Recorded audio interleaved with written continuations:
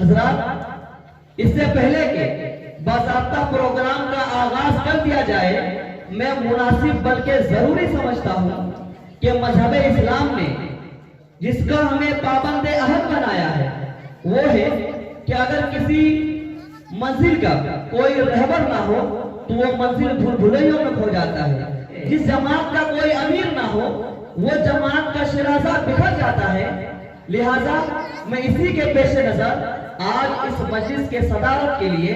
ایک ایسے ہستی کے سر صدارت کا عہدہ، صدارت کا صحرا باندھا جا رہا ہے،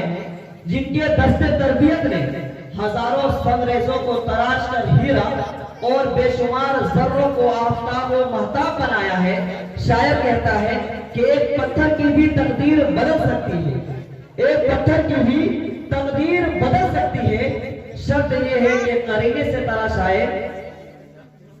میری مراد عالیہ عزت مآب جناب حافظ وقاری